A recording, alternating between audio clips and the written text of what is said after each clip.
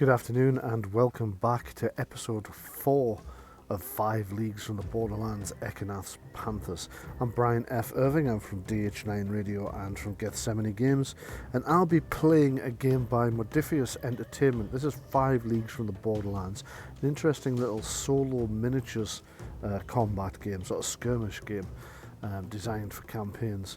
It's been interesting so far. I'm playing a small warband, primarily of ferals. We have arrived in this area 5 leagues beyond the Borderlands and have been adventuring here with mixed success so far. We recently had success against some rat men, which we took out after initially thinking it was going to be too much for us, but the adventure before that we lost 2 of our followers. One of our heroes was injured. That was against a demon that is still out there somewhere because we were forced to run away. However, we pick up straight after the battle in this swampy area down this section of the map here, if you can see where I'm pinging, where we'd fought Ratmen raiders who, although they vastly outnumbered us, we surprised ourselves with how we maybe went into a little bit shaky after the demon the week before. But anyway, we're back. We are currently in this area, so we're going to have to camp, I think. So let us open up the rules. I'll just pop those up on my other screen and we will begin. This is campaign round 5. Now the first thing I should probably tell you is that in a past week I took a skill. It wasn't last week, it was earlier. I took a skill for Ekanath that it turns out he already had. Now I didn't notice that till I was rationalising my notes this morning, because they were a little bit sort of chaotic and hectic, so I was neatening them all up and I noticed that the leadership skill Ekanath took he already had, so I've swapped that out for a different skill because he gained it the second time as a result of leveling up. I've got to choose a skill. Well, you can't choose the same skill twice, so instead of leadership, Ekanath now has, or instead of leadership twice, Ekanath now has a devotion, which is excellent because it'll give him a +2 to cast his spells, which will be very, very useful. Now then, that gives him 3 skills in total: leadership, expertise and the devotion, rather than doubling up on leadership. Also, my warband has switched equipment around a little bit and we're going straight into campaign round 5 at this point. So campaign round 5 begins, as all campaign rounds do in point of fact, with a preparation stage, which you'll find on page 75, so I'll just pop over to there. The focal point of each campaign, I say this every time, is actually an adventure or a piece of tabletop combat. We go through a preparation stage beforehand where you can do various things like equip your characters and so on and so forth. So we're going to go through that now. And step 1 is local events. Roll 1d100 on the town events table if you're in a town, or the camp events table if you're in a camp. Now, we're over here, we are not in the same general area. Square 15 doesn't have a town. The closest one is the Darkling camp up there, which is actually an enemy camp. So the next closest, in fact possibly closer, would be the Nomad village to the south, but it's not the same square as us, so we have had to camp in the woods, in the forests. Dangerous, because we know the rat folk are coming from these swamps and they can swim across this lake, so it's a dangerous place to camp, but we are doing. We're rolling a D100 to find out what the consequences of that choice, not that it was much of a choice because this is where we had to come to fight the rat folk, what the consequences of this engagement, leaving us to camp in the wild overnight to recover from the action might be. So we've rolled 64 on the that's the town table I'm looking at. I shouldn't be. I should be looking at the. I thought it was odd when it came up with gambling. That can't be right. So 64 on the camp. We have injured while foraging for firewood. A member of the warband got hurt. A random uninjured member of the warband becomes injured and must recover for 1 campaign turn. That just sums up the look we have been having. Now I could spend a story point to change the role, but I don't have many left. So I think instead I'm going to have to see about who got injured. So we have Ekanath, we have Leonidas, we have Balthazar, we have Altran, because Kanji is still injured unless we can do something about that. So let's just have a look. That's 1, 2, 3, 4. So I've got them in the order Ekanath, Leonidas, Balthazar, Altran. I'm going to roll a d4 and I'm going to see which one managed to get themselves hurt and has to sit out this campaign turn. So it's number 1 is Ekanath. Oh no, what a disaster. Our leader, my avatar character, you pick one character to make your avatar, and that's kind of your viewpoint character. The mystic, our only spellcaster, has managed to injure himself hunting for firewood. Is that not the most cat thing you've ever heard? Because you know that we are a curious species and we do stupid things. And Ekanath has done something stupid, got himself hurt. It's actually named after my Bengal cat, and that's actually so much a him sort of thing to do as well. Okay, so, well, that's unfortunate, but we're just going to have to live with it. So Ekanath is out for one campaign turn unless we can do something about it. So next up is Hard Times.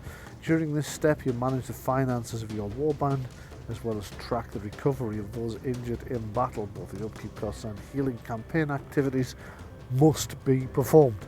It says there in bold. So upkeep costs, towns and camps. Warband has many associated costs to keep functioning: food, ale, replenishment arrows, ale, paying for accommodation, repairing clothes and ale.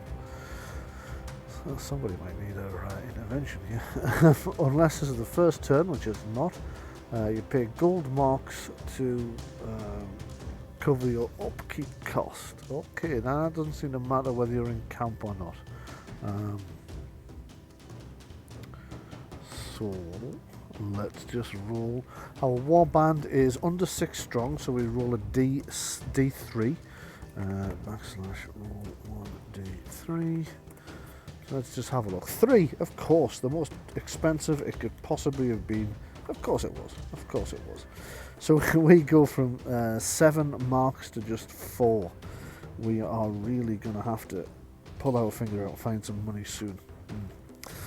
So what's up next? So we've paid our upkeep, and healing is next. If any characters are injured, they will need to recover for a certain number of campaign turns before they can adventure and fight again.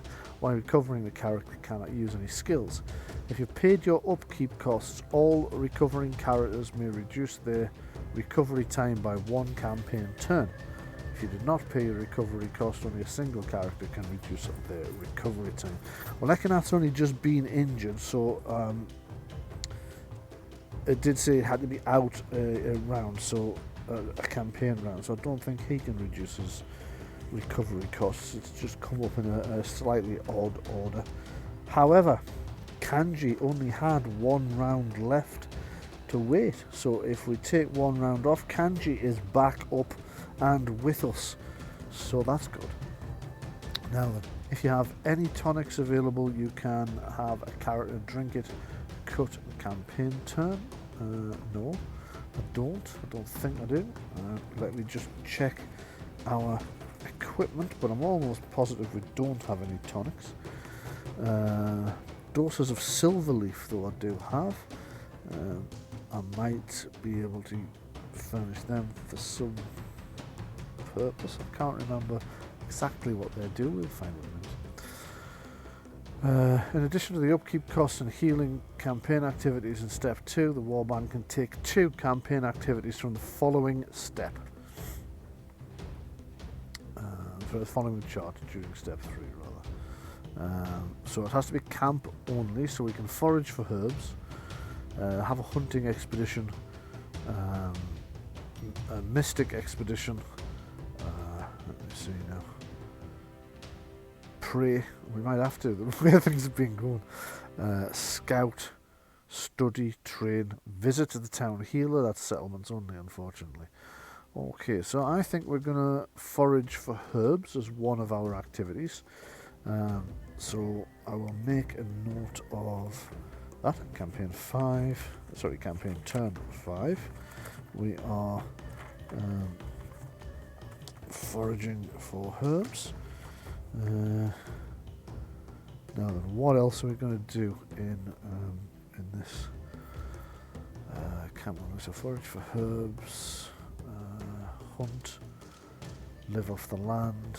I think we might try living off the land as well, actually, see what that does. I'm going to take a look at that because I like the sound of it, so I'm marking that as a strong possibility. But if I take a look and I'm not all that happy, then I will instead pray.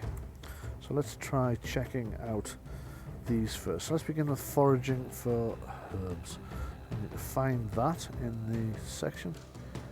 I think we've already gone for here we go. Foraging for herbs. This says settlement earlier only, actually, but I'm sure in the chart it said camp only. It does. So I'm going to go with the chart because that does seem more likely. You camp in the woods. That does seem to be the sort of place that you would find it. So make an 8+ wilderness test. On a success, you locate 1 dose of herbs. Final result of 11+ finds 2 doses of herbs. Roll a d6 on the table below for each dose, and then check out the details on pages 64 to 65. Okay, so let's do that then. So make a 8+ wilderness test. Now let's just see if any of our brave catfolk, or indeed our human follower Altran, has wilderness or anything that would be appropriate to that. So Ekanath has expertise, but he's injured, so he can't apply that. Leonidas does as well, though, so I can get +2, but you can only apply 1 bonus at a time. So Leonidas is going to apply his expertise, and we're going to get +2 on this dice roll. So we roll 2d6, and adding 2, it needs to come to 8 or better. 8 with the +2, that's 8. So we found 1 set of herbs. So I roll a d6. 3, we discover that it's silverleaf. Well, I already had silverleaf, so I get to add a dose of that. And I was going to check out what silverleaf does anyway. So just find my cross off 2 doses of silverleaf and replace it with 3. So I need to come back to page 84 when I'm done checking out the silverleaf on page 64. So let me just type 64 in there, and silverleaf. Ooh, I've just done something a bit odd. There we go, 64. The screen went a bit funny. 64 silverleaf. Misty flower, that's not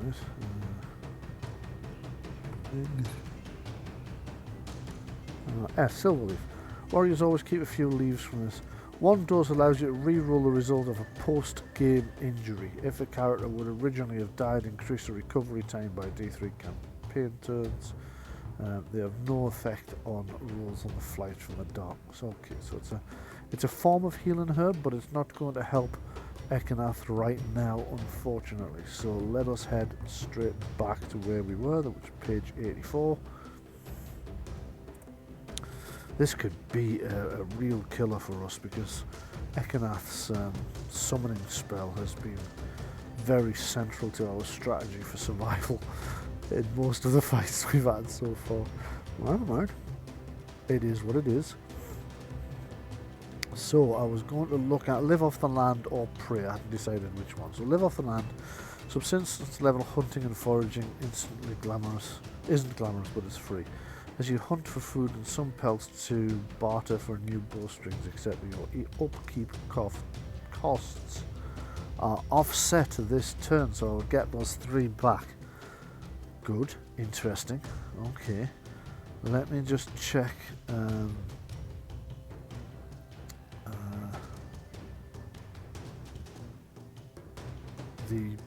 Sorry, I got distracted by Mystic Expedition there.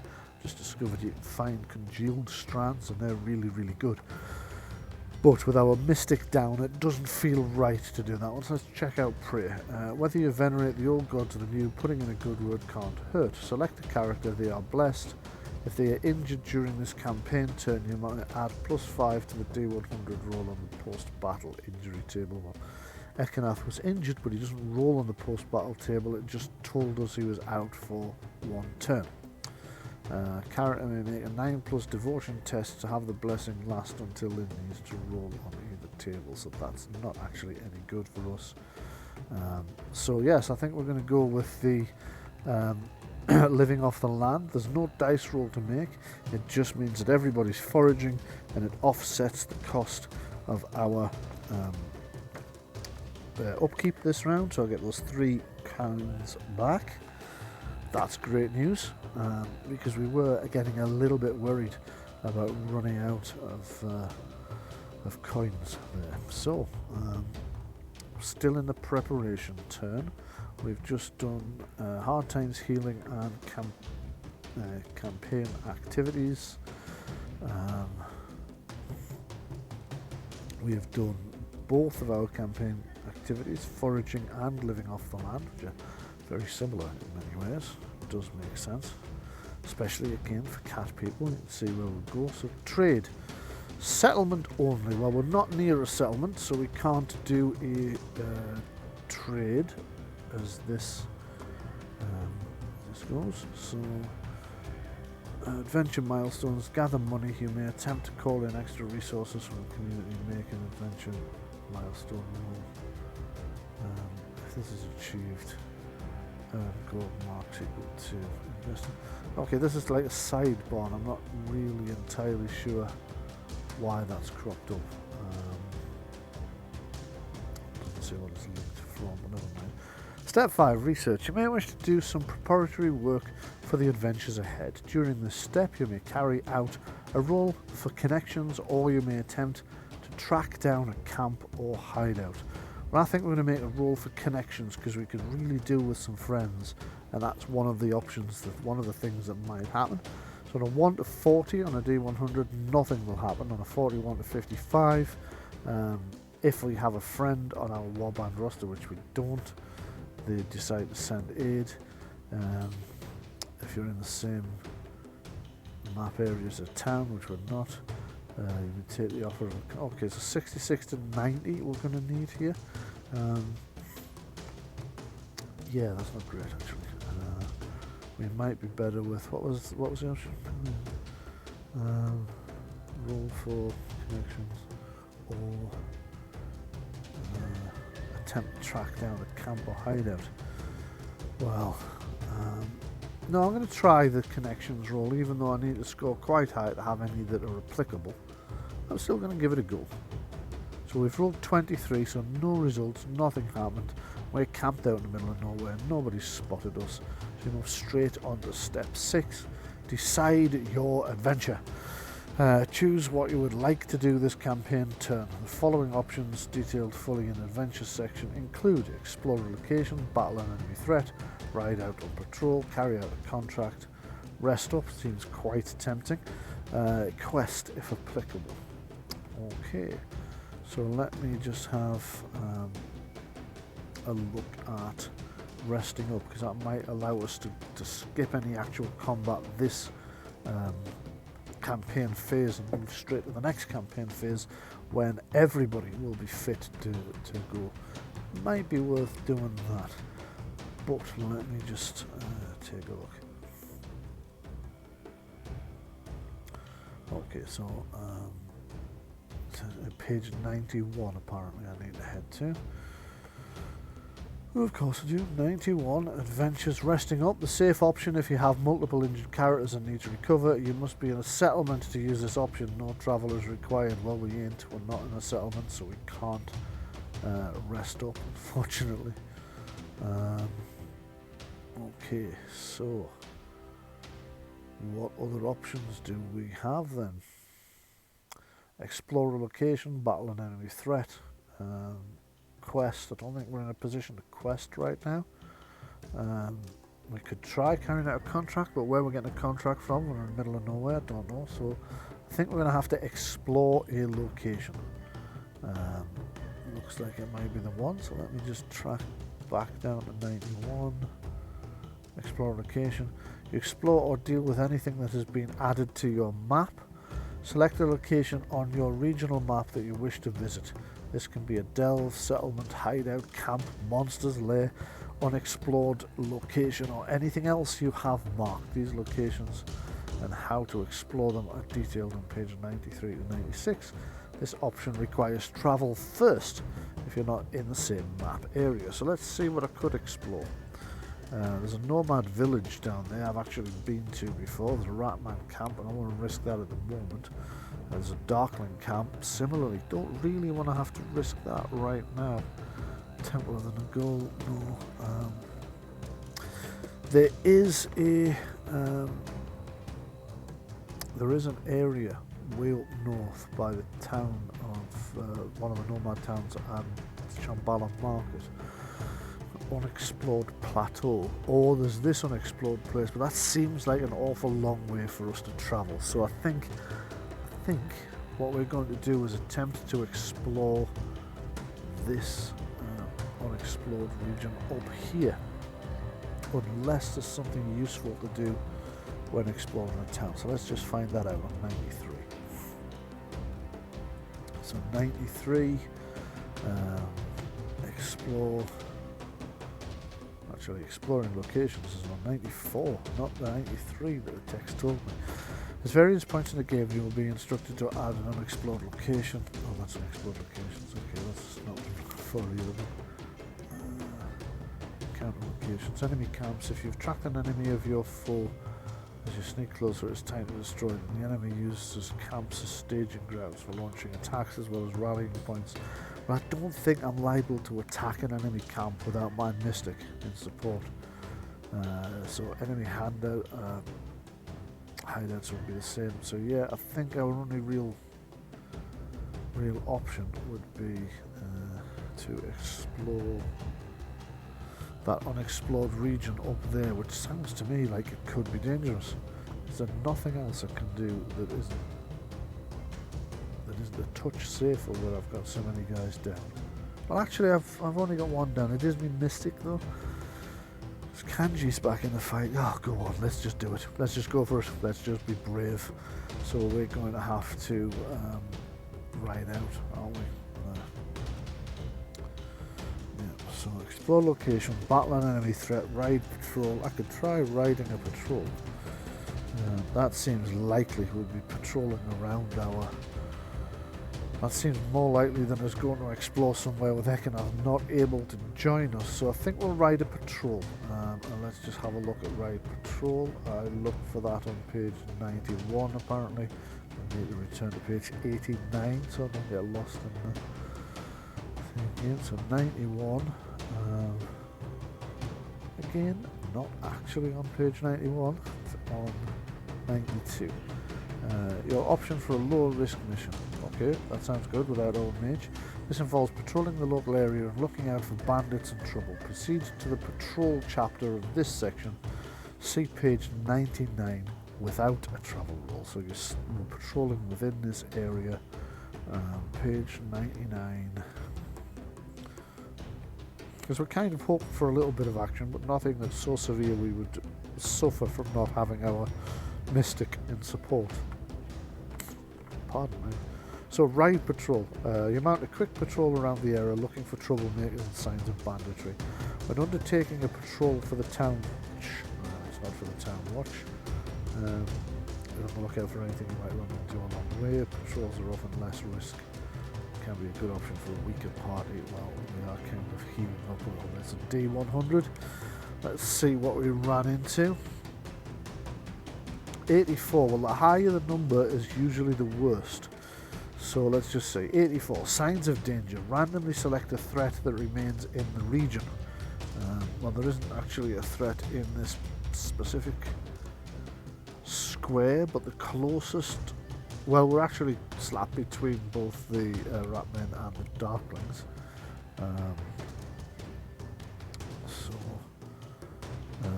You may choose to fight a meeting engagement battle against them. They will use the unknown enemy rule. Oh, I'm falling for that again. That went horribly wrong. Well, it didn't go horribly wrong. We won, but it would have gone horribly wrong if we had not had Ekanath, which we won't have if we do it this time. If you opt not to fight, roll on the enemy plans table. Ooh, this sounds interesting. If no threat remains, enjoy the day off. Okay, so 207. I've never had the opportunity to advance enemy plans, so I'm kind of interested to see what that does. So I think that'll make life harder for us in the future, but I'm quite happy with that. What I'm worried about is how weak we are at the moment.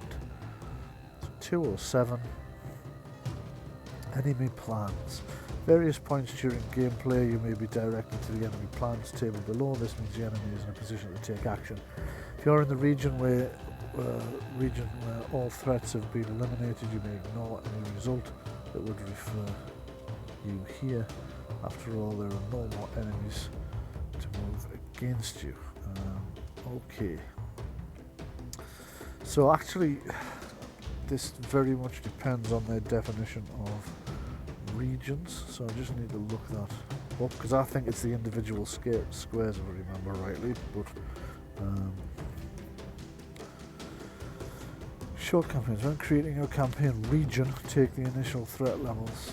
Okay, final quest. When you've cleared every threat from the region, you automatically receive a quest. That still hasn't really helped much, if I'm strictly honest, so I'm going to go all the way back to the top here. Under the drawing map section of setting your campaign up, that will refresh my memory how they're defining regions and areas and which one is which. So characters, game rules, movement, the campaign, setting up the region, yes, 68. The first step is to create the region of the world you'll be playing in. Right. Pick a suitable name for the region. Yes, so it's the larger map. The whole map is the region, the smaller ones are the areas. So we go back to 209 and we make those rolls. Choose a random enemy, and we have several. So let's just have a look at which enemies may be advancing their plans. Campaign region 1. Foes. Enemies within are the gnawing horde and the whisperers from beyond. The enemies without are the duskling warband, who are another nomad tribe who are not terribly friendly to us. So that's the 3 options. So I'm going to roll a d6. On a 1 or a 2 it's the gnawing horde, on a 3 or a 4 it's the whisperer from beyond, and on a 5 or a 6 it's the duskling warband. So let's just have a look. We rolled 4. So what did I say that was? That's the middle one, wasn't it? So 1 or 2 was gnawing horde. 3 or 4 whisperers from beyond. So enemy plans are advancing for the whisperers. Whisperers from beyond. Enemy plans 1 whisperers from beyond. So I now roll a D100 to find out what plans are advancing. 59. So on this table of enemy plans, the enemy plans to murder one of your allies. Select a random friend. I haven't got any friends.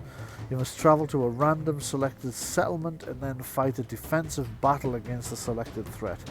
In addition to any regular leadership, they will be accompanied by a ruthless killer. Oh, I picked this option for an easy life, and it's not going to happen that way.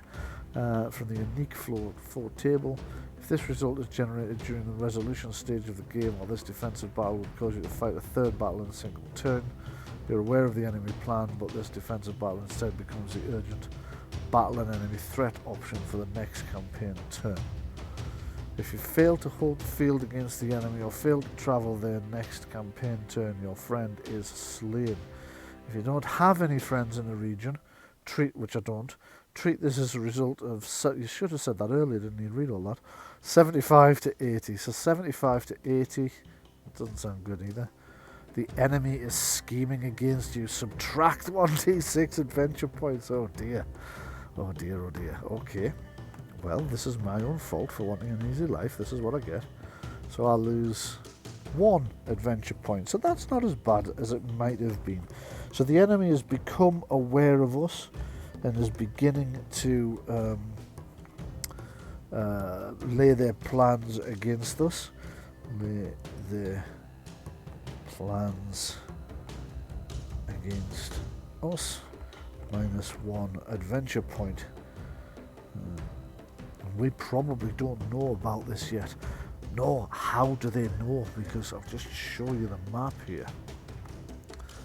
We are in square 15 and the enemy who is laying their plans against us are based all the way over here in 16 at the Temple of Magrul, the undead camp, right the way across the other end of the region. So there's some kind of magical reason, I imagine, that they've learned of our presence here, and for some reason they've taken against us and are beginning to lay their plans against us. That's kind of exciting. I like the sound of that.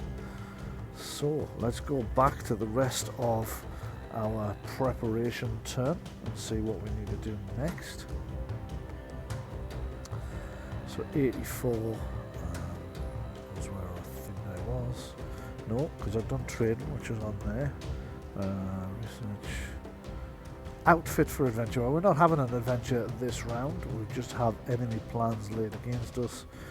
So that brings us to the end of that campaign turn. So we're going to have to move straight into the next campaign turn. Start that preparation over again. So we'll go back to preparation. This time we'll all be well though by the time we've gone through our healing. So we're going to take something on here this time, I think. Once we've, made some money, might be a good idea. Did we get to travel? Wait a minute. Did we get to travel? We didn't, but I'm assuming we must be able to, if we don't want to just sort of mooch about in this thing. So travelling might get us into some trouble, mightn't it?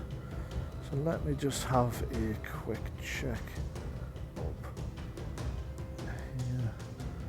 New recruit from touches, campaign structure, create a market, and that's the preparation.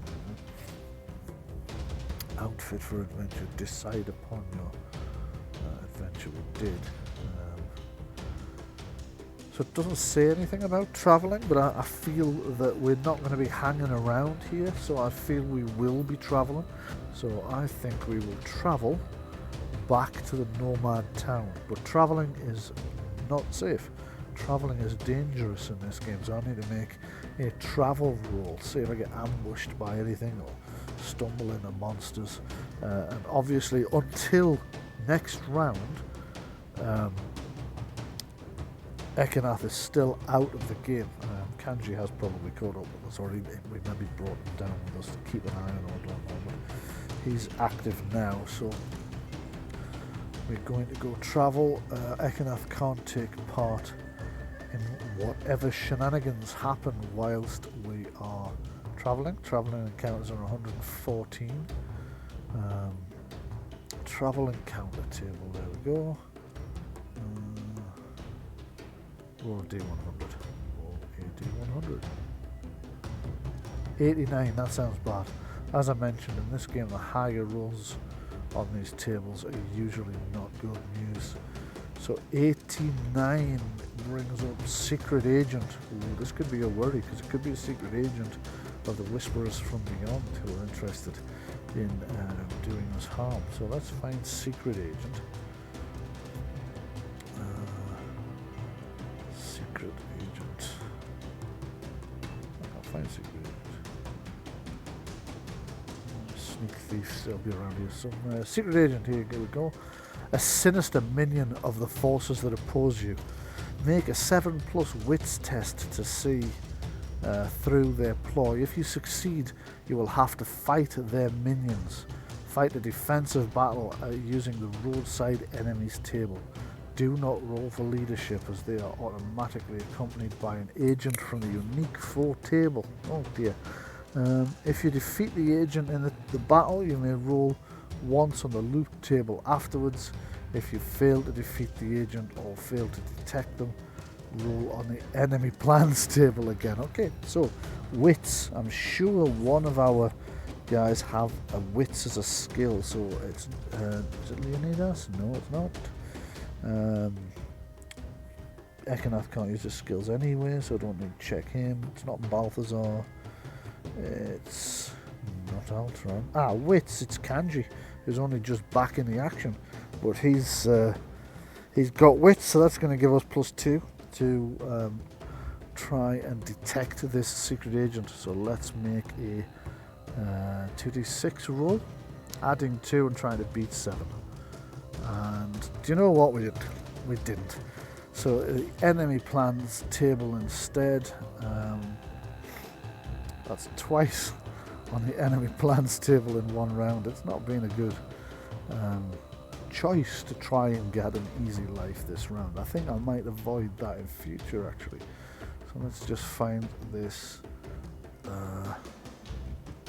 enemy plans table again. 82. Oh, I'm rolling some dangerously high figures on these things, aren't I? 82. The enemy is hunting you. Immediately fight a defensive battle against the selected threat. Add 1 lieutenant and 1 sergeant to their force. If this result is generated during the turn's resolution step, it wasn't. You're aware of being hunted, but will fight this defensive battle the next time you travel instead. Okay, so this enemy that's taken against us, they've laid a trap for us. Well, not so much laid a trap, they've more sort of sent agents looking for us. And one of their patrols has found us and decided to take us on whilst we're at our weakest.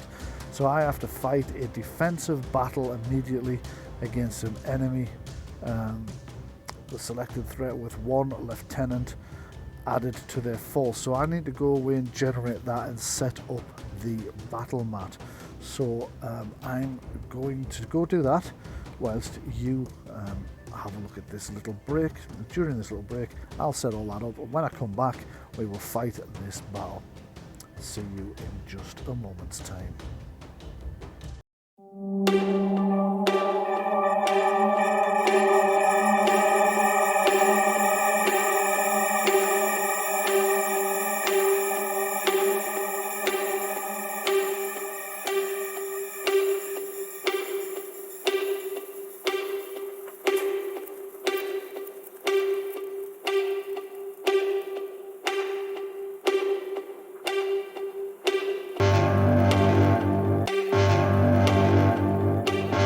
Emergency, emergency, emergency.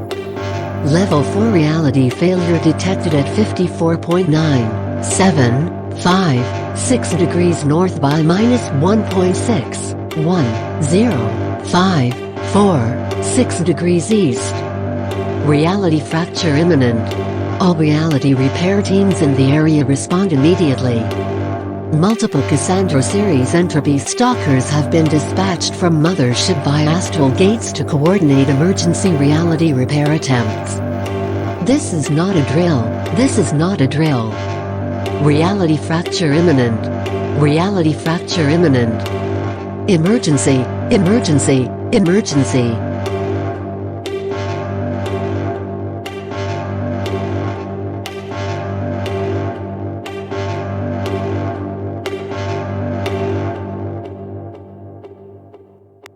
The Entropy Effect, a new tabletop RPG by Gethsemane Games. An exploration of why sometimes reality is not as fixed as we believe.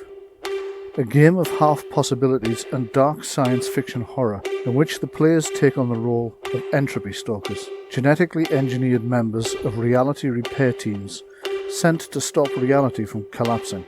A game in which anything is possible. Find us on Facebook at facebook.com/Gethsemane Games, or search for Gethsemane Games on DriveThruRPG, the world's largest online game store.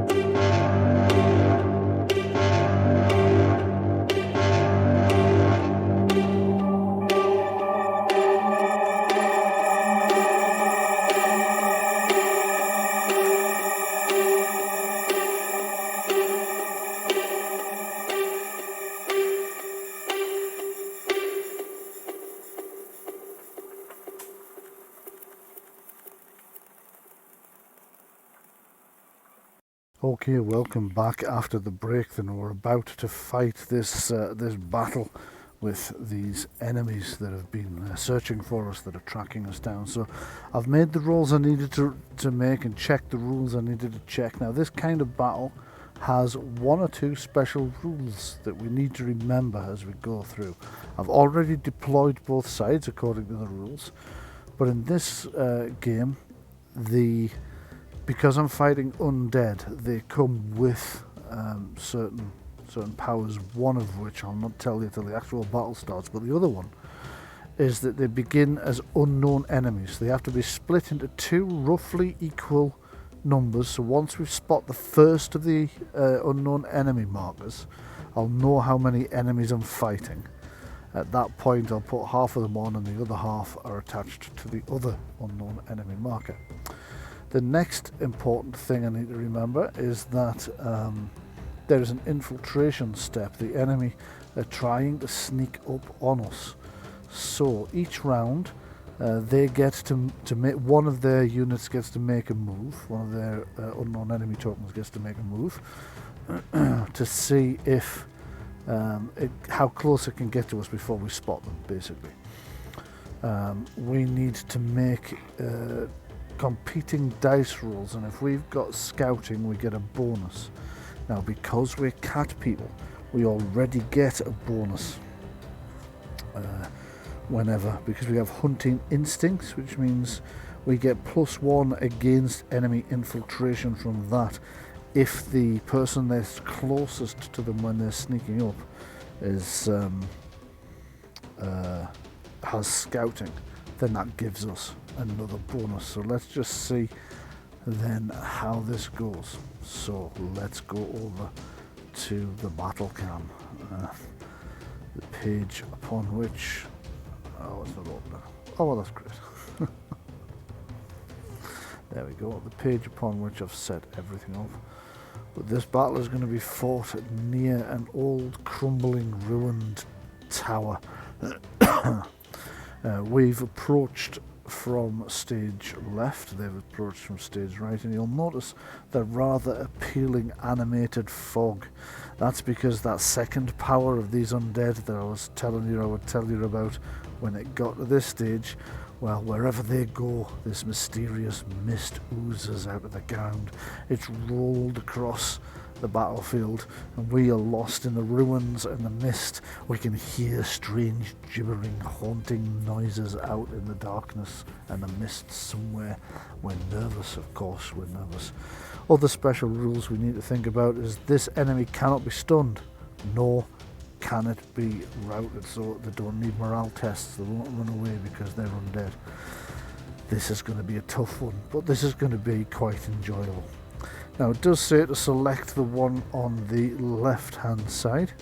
However, they're both equally far forward. That's a result of some dice rolls during setup. So I will roll randomly 1 to 3, and it's the topmost marker. 4, 5, 6, and it's the lowest marker that's sneaking up on us. So 1 to 3, it's the topmost marker. I was kind of hoping it wouldn't be that one, although I can't really put my finger on why I was hoping that, but I was. Anyway, they move quite slowly. This is one advantage I am going to have. They move slowly, so they advance 3, 2, 3, which means that my closest person is 10. I actually can't, because there is restricted movement, restricted visuals in this fog. I can't detect them further than 9 inches out. I also can't shoot at anything further than that out, so I actually can't do anything at all right now. So they get their second move. This is technically round 2, 3, so they are creeping up on us now. They're getting closer to just the other side of that ruin, but because that mark is kind of the central point for the group, we do get a chance to try and spot them, because they're not all hidden behind this this line of sight blocker. Some of them will be further out. So I have Altran and I have Kanji. So Kanji is going to try and spot them. I'll just double check he's within 9. He is. So Kanji is going to be the one that tries to spot them. Now he gets +1 anyway, because he is a feral. However, he doesn't have scouting. I rather hoped he did. He doesn't. Somebody has scouting. It isn't him. It'll be Ekanath on my look. Okay, so the first 2 dice are the undead, the unknown enemy, and they've scored a 3, and it appears to... Oh, hold on, no. For some reason this is jumping right to the top. Let's roll to the bottom. Oh, they've scored 3 in total. Okay, that's not bad. So that's the minimum I could possibly get, because I get +1 against infiltration. So let's just see. I'll remotely click 2d6 at once this time. 7 + 1 is 8. So we've spotted them. We know how many they are. So the first thing I need to do is find out how many enemies they are in total, and then half of them are with this marker, half of them are with other. The battle starts from there. So I've rolled 5. Now the way it works, so on a 1 to a 3, that's how many appear. On a 4, 5 or 6, it's 1 less than you rolled. So I rolled a 5, so that's 4, but there is a base number as well that I've got to add to it. So let's just check the base number for roaming dead, which is what I'm fighting, and it's 4. So there's 8 of them in total. So that makes it nice and easy. There are 4 roaming dead with each of the officers. So midnight choose side, just flip that one over, and so there we go. That's our... Hello, it appears to have disappeared completely. That's unusual. That shouldn't happen. While I'm worrying about why that's happened, though, I'll place the 4 roaming dead that appear within an inch of him. So one's going to appear. I can actually see there, but he appears to have become invisible, and I don't know why that is. So we're going to put... Now the commander's supposed to appear 2 inches behind, so let me just do that first, and it isn't letting me select that at all. So let me just paste in the 4 roaming... he suddenly appeared. Must just be some lag then. So I'll move the roaming dead commander back 2 from that point, as he's supposed to appear 2 behind his line, and these are supposed to be deployed in line. Bump and bump. Now none of these undead have missile weapons, which gives me a distinct advantage. It's one of only 2 advantages I have over them. The other is that they are slower than we are.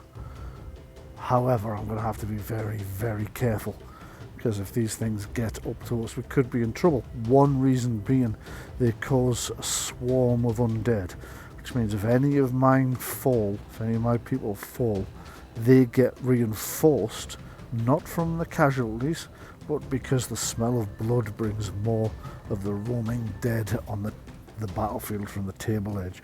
So this could escalate very, very quickly. However, we're now into standard combat turn action, so it is initiative to roll, and I'll actually start the count again from here. We'll count this as round 1, because this is round 1 of the actual combat rather than the infiltration attempt.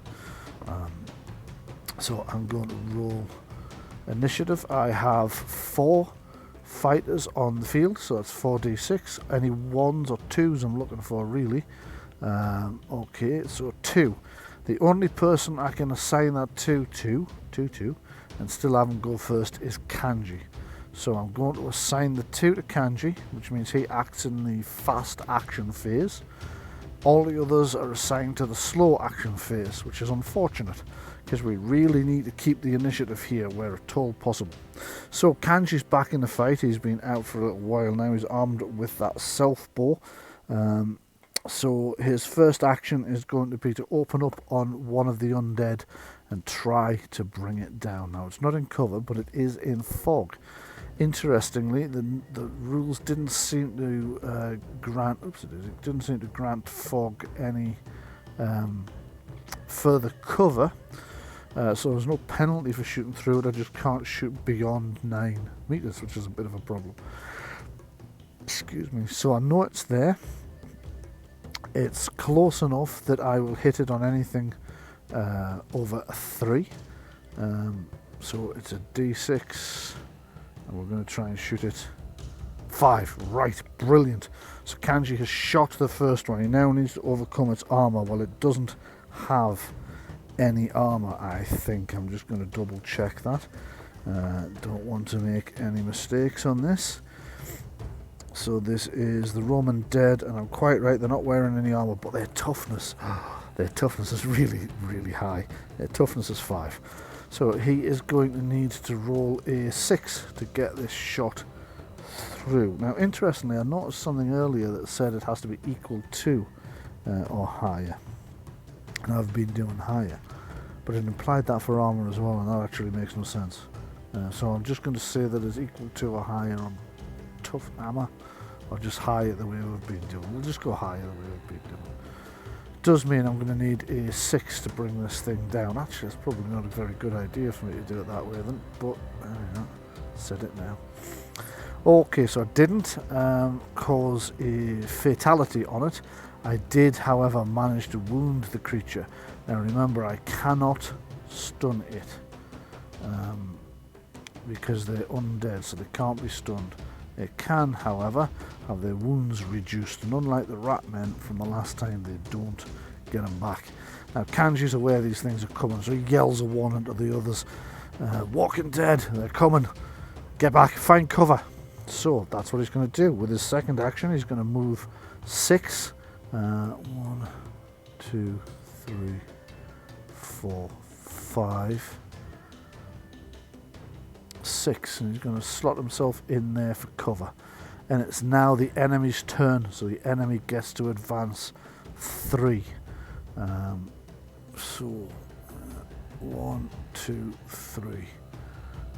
1, 2, 3 with a horrible moaning sound. 3, the advance on our position. Altran there can see these undead coming straight for him. He's not happy about it. Meanwhile, we still haven't actually spotted this other group of undead yet. Or do you just deploy the lot at this point? I'm not sure. Well, we wouldn't see them anyway because they're over 9 away, so we don't need to worry too much about that. 1, 2, 3. They're going to try and squeeze through that hole in the wall. And that's their actions done. So I think it's time for Altran to open fire. This is our slow phase. So Altran's going to open fire on the same one that Kanji shot earlier. Again, he needs a 3 or better to hit. 6. Excellent. So automatically breach the armor. He's going to need to repeat that 6 for an outright kill, but actually just beating its... just hitting it will be enough because it will still cause a wound. So that one is down. We've got 1 down already. That slightly even things. But we still outnumbered 4 to 1 on that flank. So Altran doesn't want to be around when these things get any closer, that's for sure. So Altran is going to make a bit of a run for it as well. So Altran's movement is 4. He's going to move 1, 2, 3, 4 back to there in the hopes of not being killed to pieces.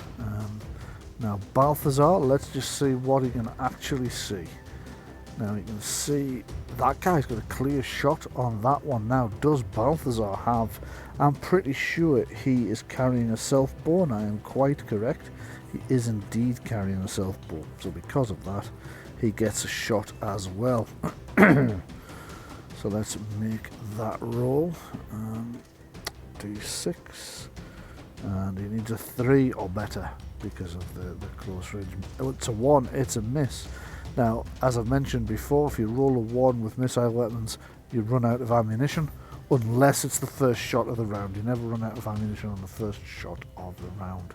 Now, he doesn't know about the others coming up on this flank yet. Instead of pulling back, he's actually going to position himself to ambush these guys. So that probably means moving forward a step just to be on the safe side. So next up we have Leonidas. Now Leonidas has never had missile weapons before, but remember we found a crossbow at that last battle, so I have equipped Leonidas with that. So you can't move and fire with a crossbow, unfortunately, so he's going to have to choose a target and stay put. So he is going to shoot. You can't shoot that one because you can't shoot through your own friends. That, I think that's technically shooting through his own friend as well, so I think he's unable to shoot this round, unfortunately, and I really needed for it to be able to. Question is, do I move into a position that will give me a shot next time, or a position that will give me a cover position next time? Well, he knows they're going forward after his friends up here, so I think Balthazar is going to set himself up to ambush them. He's fast, he moves at 6, so 1, 2, 3, 4, 5, 6. He can get them there ready to ambush them next round. I keep saying Balthazar, I really do mean Leonidas. There you go. So he's in that position, and Balthazar's left holding this flank, unaware of the fact that there's an enemy coming up on said flank. So that's the end of the first combat turn. Right, okay, so went well for us, but we're vastly outnumbered. It's not a good idea for us to get cocky at this point. I'm going to take his Kanji's thing off there. Okay, so next round, and we roll for initiative again, so it's another 4d6, and I'm looking for 1s really. Kanji can take a 2 and still go first.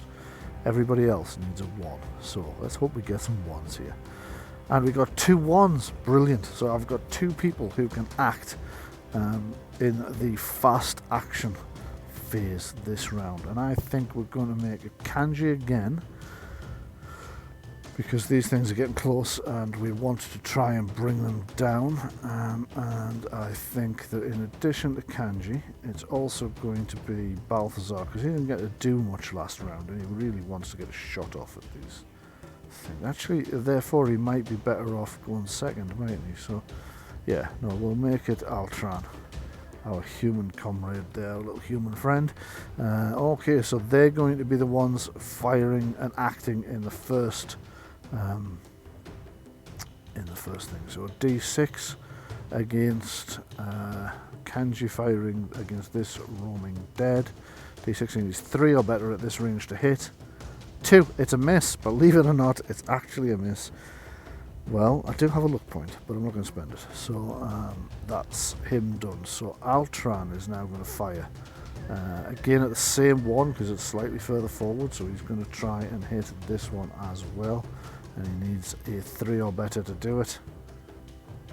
Oh no. Right, okay, so he's rolled a 1. Now I'm trying to remember, was it him that rolled the 1 last time? In which case he's shown up with just 1 arrow. The rest might have been used while he was hunting or something. So I'm pretty sure it was him, so he's out of arrows. This is unfortunate, because we really need to keep them at a distance. And now Altran can't. So I'm going to put a little marker on to show that he is out of arrows. I can't remember which one I used to represent that fact the last time. I think it was an exclamation mark. He ran out, I'm sure it was him that ran out of arrows in a previous battle as well, the silly sort. But never mind. Okay, so they also get to move, of course, these 2, which I did forget. So Kanji's going to... actually, I think Kanji's... No, he's going to move. 1, 2, 3, and 4. He's going to move to there. Altran, however, is now aware that he has no option but to fight these things in hand to hand. He doesn't want to do that yet when they're in these strong numbers, so he's going to try and keep dodging them. So 1, 2, 3, 4 is going to get to there. think Altran only moves 4. Yes, he does. Unless he dashes, but he can't do that right now. Okay, so the enemy advances 3. 1, 2, 3. 1, 2, 3. 1, 2, 3. Now the undead can't dash, so that's handy. 2, 3. I think this leader's going to go up that way to try and cut these people off. He's spotted that. This group that hasn't been spotted yet. 1, 2, 3. It's trying to stay in cover because there it can't be seen by Balthazar. I mean, they did pass through some open areas, so if that's within 9, I suppose he still has a chance. It's not, so he can't see them this round, so he still does not know that they are there. However, that's the enemy done, so Balthazar is going to open fire at this one here, 5 meters away, so he needs a 3 or a better to hit it. 2, he's missed, that's terrible. So next up is Leonidas, who's going to fire at this one up here. He also needs that range, let me just see. Yeah, 3 or better.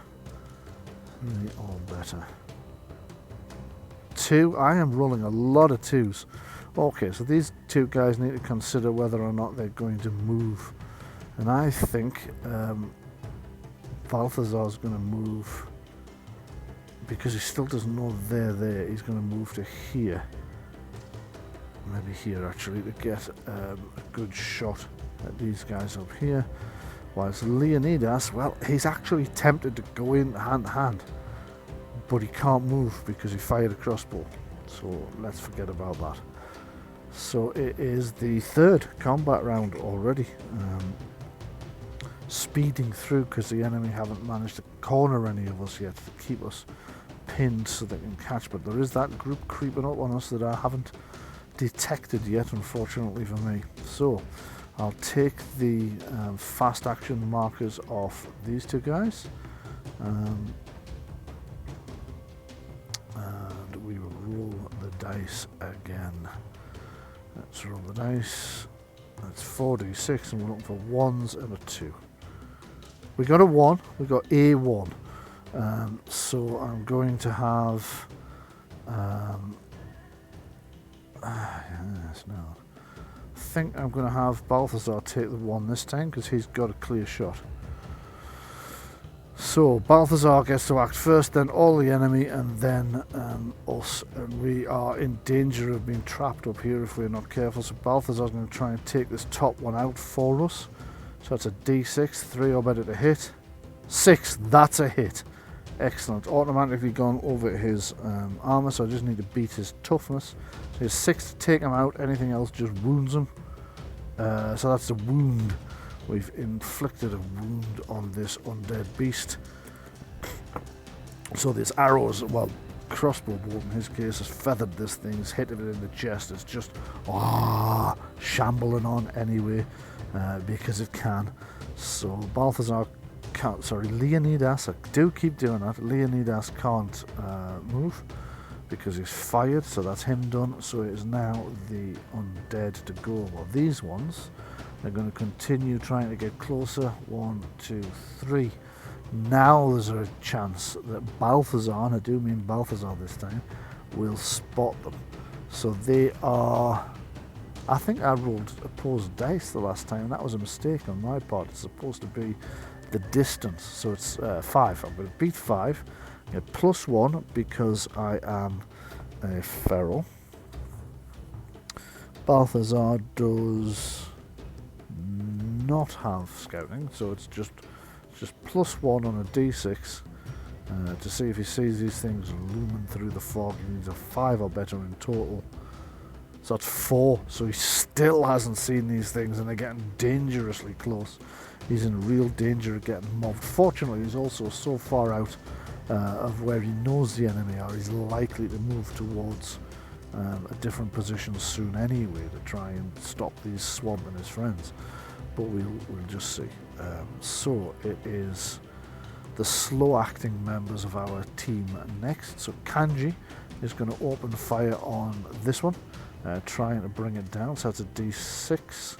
6, that's a hit. And he has not overcome its toughness, but it doesn't matter because it was already wounded, which means it's down. It is down. So that's the second one of these things we've sniped through the fog. Unaware of the fact there's a lot more of them than we think there are. So Kanji is actually going to hold that position this round. He's not aware that this guy's coming around the flank on him. So Kanji's going to hold that position. This chap is going to move up to here, ready to spring on anything that comes through this door. So next up, we can't fire because he used all these missile weapons again. Next up, we've got Balthazar, who's going to try and take this one, the one that's furthest away from him. So that might actually be just outside his close range. And it's 9.5 meters somehow, so yes, that's outside of his close range. So he needs a 5 or a 6 to hit it. 5, he still hit it. So he needs a 6 to kill it instantly. 6! Yes! He shot it straight through the brain, killed it outright. It's down. That's the third of the enemy down. Let's not get excited though. We quickly learned last week that these battles can turn on a penny or a dime if you're an American listener, because you know it was looking bad for us the last time and then we turned it around. This time it's looking very good for us. The enemy could turn it around because we still haven't spotted them all. Now then, this makes me wonder, do I yeah, we know there's a leader around somewhere, but I can't see him from there. I've got this enemy. Do I move in? Yes, I think I do. I'll move in.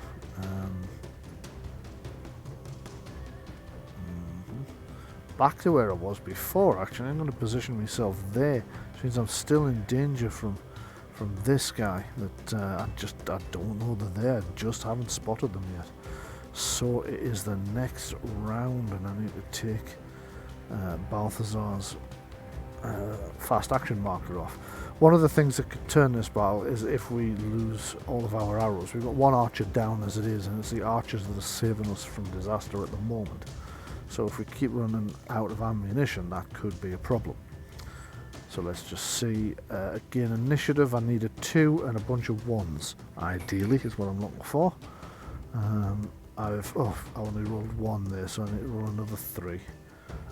So yes, I've got a 2 and 2 1s in total. That's going to be 3 of us get to go first, because I'll issue the 2 to Kanji, and the 1 to, well, the other 2 archers would be the sensible people to issue them to. That means there is a chance that I will spot this enemy creeping up on us now. So let me just find out. He is 6.5 meters away, so I'm going to need a 7 on a d6 with me +1. It might be 2. Is it 2d6? Yes, it is. It's 2d6. So I need a 7 on a 2d6 with +1. 8, 9. So I've spotted it. I've suddenly realised that things are not as rosy as I thought they were. That the enemy is creeping up on us. There's twice as many of them as I thought. So I'm going to open this guy up on a multi-sided, choose side, flip it to the enemy leader. There we go. And he gets another 4 of these guys. Now he should be 2 inches behind, so he'll be about there, and they'll be in a line as best they can. So that would put them there. Now there's 4 of them, so I can't quite get them in a line.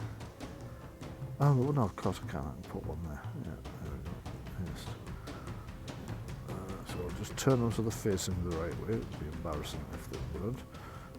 So I've spotted these things coming up on our flank. I know there's only one of the standard shambling dead further up there. So I think Balthazar, and I do mean Balthazar, is going to shoot one of these and then run for cover. So at that range, he only needs a 3 or better to hit. 2. He's missed. He's out of here. He's running for it. 1, 2, 3, 4. And he's going to hold at that position.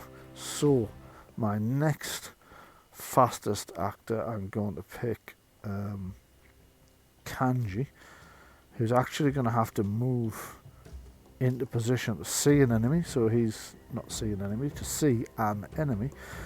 He is going to move to there to fire on this guy, unaware of the fact that this puts him dangerously close to this undead that he's lost track of. So I'm going to roll, and at that range I need a 3 or better. I got a 6, brilliant, a 6 to kill it outright. Nope, so I've failed to overcome its toughness, so I only do a wound. What I have been forgetting, of course, is they might not be stunned, but they are supposed to still be pushed back. So, that didn't change. There we go. So, he's pushed back, that would be 1, that would be that way. Okay, so next up we have Balthazar. So he knows there's something around here, he's in communication with the others. He also knows there's a big force of them coming here, so he wants to deal with the ones on our left flank first. So he's going to come in and attack that in hand-to-hand combat, and I hope that's the right decision. 1, 2, 3, 4, 5. He gets to move 6 without a dash because he's fast. So that is Leonidas. I think I said Balthazar again. I can't seem to get them straight in my head. So it's Leonidas, moves at 6. He's run in with his battle axe. So he is, bastard sword. So he is the attacker. So he rolls a d6 and he adds 2 for his combat skill. Shit. And it gets 3. The undead, on the other hand, gets 6. This is not good. It has to beat 2 to get past his armor, though, and it did. But it has to beat 3 to get past his toughness. Ah, no! Unbelievable! This is Leonidas that's down. This is Leonidas is down. I think I'm going to have to spend a story point because we really can't afford to lose Leonidas. We've had so many casualties lately. Let me just check that can be used for that. I'm sure it can, but I'm going to check because we're trying to make as few mistakes as possible. So story point. Story point. God, there's 20 odd. There's 20 odd uses, 20 odd results for this. So let me just see if I can find. Most of them are just references to story points. Let's find page 56. There we go. 56 story points. Mechanical use. If a character was struck by any attack or spell in combat, they avoid it. I'm going to spend that story point. I cannot afford to have my best fighter out of the fight as well. I just keep losing people. So I'm going to spend a story point that only leaves me with 1. So I need to stop getting myself in these situations where it becomes necessary. Okay, so I wasn't struck. That's interesting because that means, does the attack shift to him or not? I think it doesn't. I think I'm still on the attack because I didn't get hit, and it's the action of. Oh, wait a minute. No, don't need to spend a story point. This is the mistake I kept making the last time. I don't need to spend a story point. He can't have injured me because he doesn't get a counter attack. He's not in cover. All he did was fend me off and become the attacker. I made this mistake a lot last week. I really need to get that particular rule straight in my head. So now it's the second exchange and the undead is the attacker. So he gets d6. That's a 3. So Balthazar needs, no, not Balthazar, Leonidas needs to beat 3. And if he does, he doesn't cause any damage. Knock knock, to remind myself. It just becomes the attacker for the next exchange. So he gets +2 on this dice roll. It rolled a 3, that's 5. He has become the attacker again. So this is the 3rd exchange. This is the last exchange of this this melee. He needs to roll a d6 +2. That's 8. The beastie cannot beat that. It didn't. I am on the attack, so I did cause the wound this time. And because the enemy has only one wound left, it goes down. So I've run in, I've exchanged blows with it. It's kind of dodged me the first time and then tried to slash me. I've stepped back and then swung this bastard sword, which has taken the creature's head clean off at the neck and caused the body to slop down into the ground. So things are going well, but I really must remember it's not the highest roll that causes the hit. You can only cause a hit if you're an attacker, or have a counter attack because of special circumstances. Now the skill will give you a counter attack, or defending an obstacle will give you a counter attack as well. Okay, so that I believe is all of my fast actors, which means it's the enemy to go. So they've seen this guy. They've also seen the commander there, has also seen their archers. Who's he going to go for first? Is he going to close in and try and kill him, or is he going to go after the guy that's taken his whole unit down? I think he's going to go for Kanji, so he's going to go from there. 1, 2, 3. So he's advancing on Kanji. You can see this large undead. It looks somehow different to the others coming out of the fog towards him, and he doesn't like the look of that at all. Now I should say as well, our victory conditions, I didn't mention before, our victory conditions are we have to kill half of the enemy. If we can kill half or more, we're considered victors and we can leave the field without having to roll flight from the dark. We're getting close to that point now. We're going to have to bring half of them down. There are 4, 8, 9, 10 in total, so if I bring 5 of them down I can leave the field. Or we can fight on and attempt to hold the field. So we'll see how things go. Now these other undead, there's a lot of them, so I think this commander is going to send 2 after Leonidas and 2 after Balthazar. So 1, 2, 3, 1, 2, 3, 1, 2, 3, 1, 2, 3, and he's going to move 1, 2, 3 as well, probably coming in at Leonidas because he's a much tougher fighter. So not looking too bad yet, but it could turn very, very quickly. We're in the next combat phase, so this is round 4 of the actual combat, I think. So I'm going to take the fast action markers off the fast actors. And we're going to roll again. So ideally a 2 and then 3 1s is what we're looking for.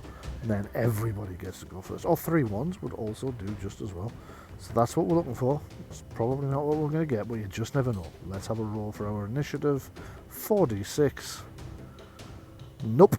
We've got 2 6s, a 4 and a 2, which means I can give the 2 to Kanji, which gives him the first action. But everybody else is going to act in the slow section. So I think Kanji is going to, with his first action, he's going to shoot this oncoming undead monstrosity that's heading straight for him. He doesn't like the look of it at all. Certainly doesn't like that it's heading straight for him. So he's going to shoot. 3 or better to hit. That's a hit. 6 to kill. No. So he's feathered it. Thunk. It's done 1 wound. I just need to check in case any of the officers are armoured. They're not. No. So the sergeant can parry in hand-to-hand, so can the lieutenant, but neither of them can parry missile weapons. Okay. And the lieutenant, who I've just shot, also gets +1 in his combat, so nothing's going to save him from that wound. So he's taken a wound. But Kanji's in danger of being caught. It can catch him in its next movement, so he needs to get the hell out of here. So he needs to move away from this creature. And he's running out of space to do that. If he moves in the wrong direction, he's going to get caught. So he's going to have to go 1, 2, 3, 4 back here. Now it's the enemy to go, and it advances 1, 2, 3. It's nearly up to us now, but not quite. This one, however, 1, 2, that has reached Balthazar, and it'll be in hand-to-hand combat. It'll be the attacker. It's 1, 2, 3. I mean Leonidas, of course I do.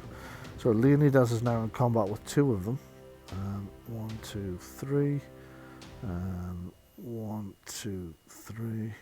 1, 2, 3. Come that way. So Leonidas could be in trouble here. I might need to use that story point after all. So the first exchange of the hand-to-hand clash that's happened in the centre there. One of the undead, it gets +1 to hit because his friend's coming in with it. It gets +1 on this roll. That's a 7. Oh no. Leonidas needs to be able to deflect this. So let's have a crack at it. See if he can fend them off. He gets +2. 5. No, so he's been hit. Leonidas is wearing 2 points of armour. Can the undead take the get past the armour?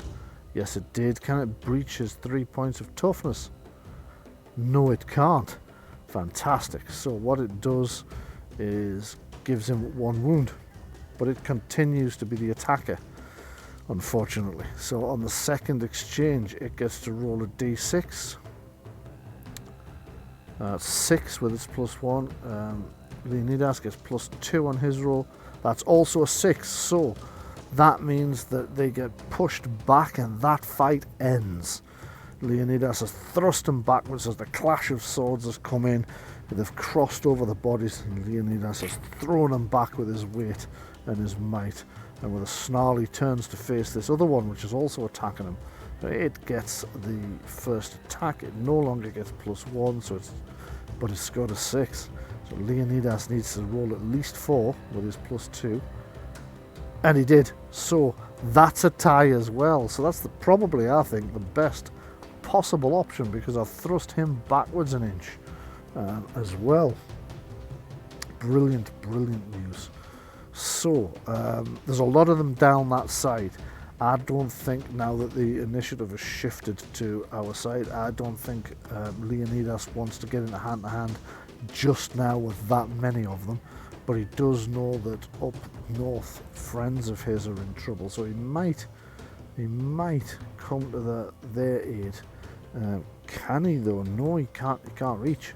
He cannot get there. So I think his best option is to bring himself out of a position where he would be in danger of being mobbed. He might move north to give this guy more targets, but he really, really doesn't want to let the other guy have the initiative of the attack. So I think we will move him 1, 2, 3, 4, 5, 6 to start bringing them around behind this enemy.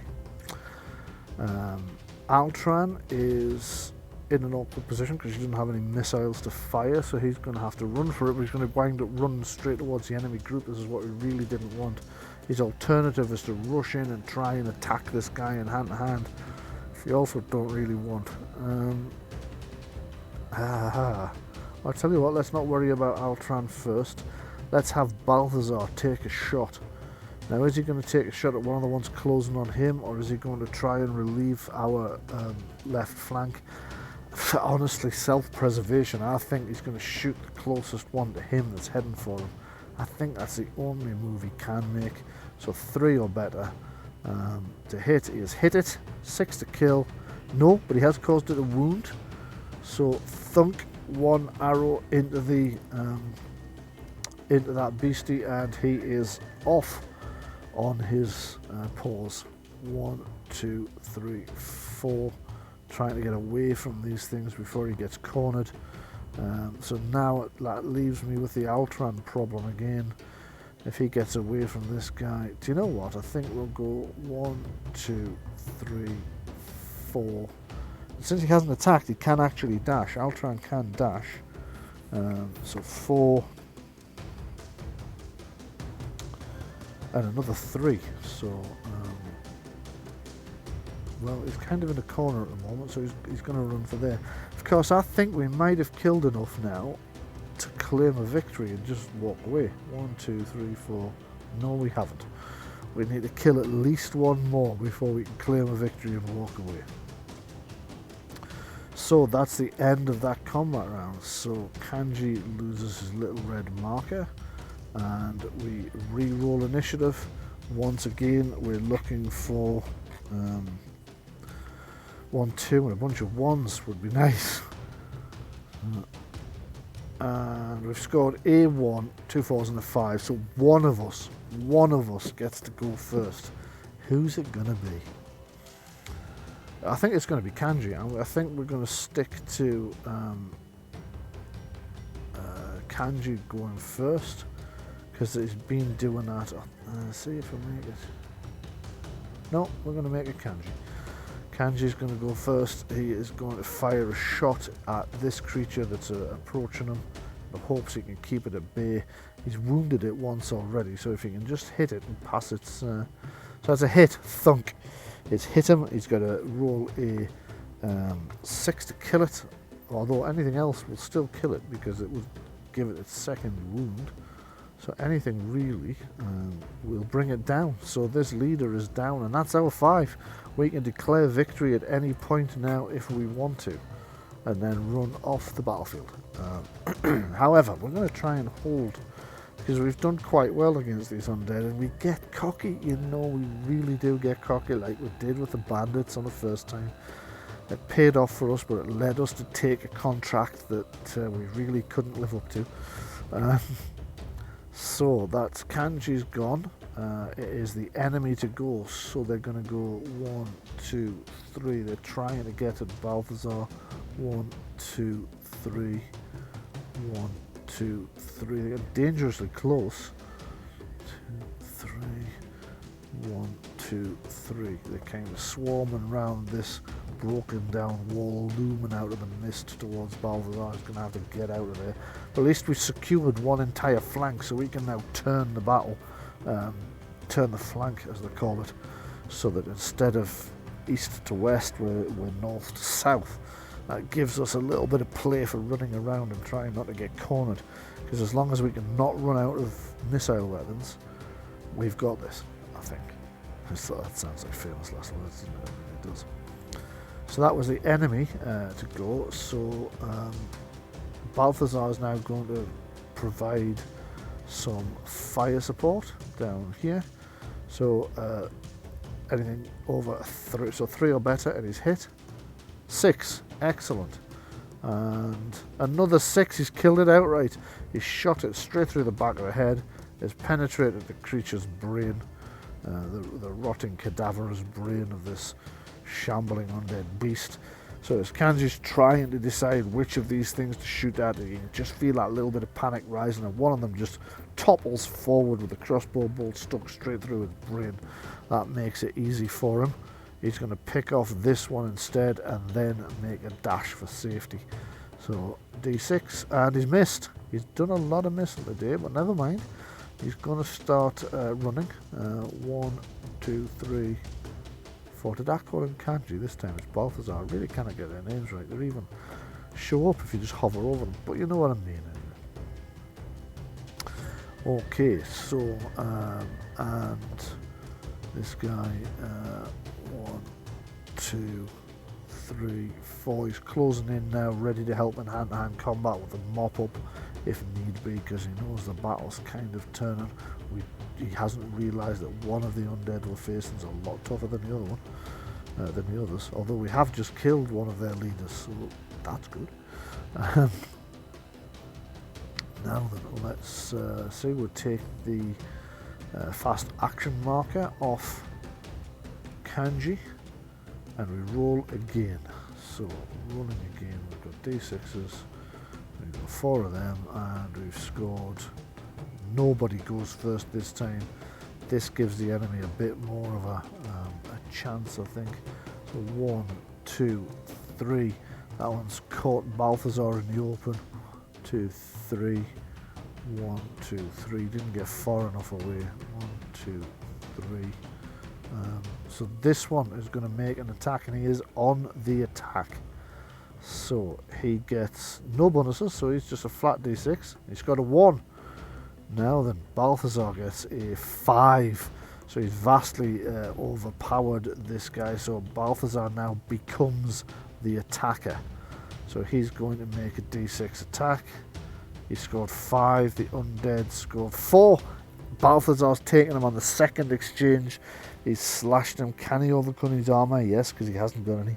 Can he overcome his toughness? That's a much different thing. He's going to need a 6. Does Balthazar get any bonuses for anything that way around? And now I think he has a battle axe. He does, so he gets a +1. So that means a 5 or a 6 will kill this thing instantly. Anything else just wounds it. So let's roll a d6. 5 or a 6 to kill. 4! Would you believe it? So he's wounded it, but he's still the attacker for the third exchange. So let's fight that third exchange, and he gets a 3, while the undead gets a 6. So it has seized the initiative, but doesn't matter because that was the last possible exchange of that round. I think, does Balthazar get pushed back? I don't think he does. Okay, so that's that round. No, it's not. It's us to. That was them attacking, wasn't it? So it's now our slow movers. So let's just think. Well, Balthazar is going to attack this guy in hand-to-hand combat before he pegs it. So he's going to roll a d6. He gets no bonuses on this. So it's a 4. The other creature gets a 6. So it's taken control of the fight. Balthazar's lunged in. It's parried and stepped in to claw at his throat with a 3. Balthazar scores a 1. Oh no. Oh dear. Oh crikey. Okay, not great news for Balthazar, who's been hit, but he is wearing light armor. So this thing, if it rolls a 1, it just glances off its armor. Anything else, and it goes through to a toughness test. So let's roll a d6. 3, so it's breached the armor. So it now needs a 5 or a 6 to bring Balthazar down, because he's a bit on the tough side. Balthazar not defending, doesn't get his... Right, okay, that's just a d6 then. And it has to beat... It has to roll a 5 or a 6 to take him out, otherwise it wounds him and stuns him. 2. So it hasn't killed him. But it has wounded him and stunned him, and unfortunately my screen is just frozen. It's been doing this a lot over the last 2 days. It did last week as well, actually, around about the same time. I wonder if there's a link. Okay, so Balthazar takes a point of damage, and the creature is still the aggressor now, even though it was Balthazar initially attacked. That was the second exchange. The creature's still got the initiative, so it's still the attacker. It will make another attack. It's scored a 6. Balthazar has scored a 5, so he's hit again. It needs a 2 or better to overcome his armor, and it did. It needs a 5 or a 6 to overcome his toughness, and it didn't, but it doesn't matter. Balthazar's down. Just as we thought we were doing well, Balthazar goes down in the fight. He does have some silver leaf, so he might be chewing that in the later moments, of course. He also has a point of luck, which is good news. So Balthazar's down. It is... these things have already moved, so that makes it our slow actors to go now. So, Leonidas... screaming in rage that this thing has brought his friend down. It is... Aha! It's within range, so he only needs a 3 or a better to hit it. 6, that's a hit. 6 to kill it. No, so he's just scored a wound on it. But it looks like it was already wounded.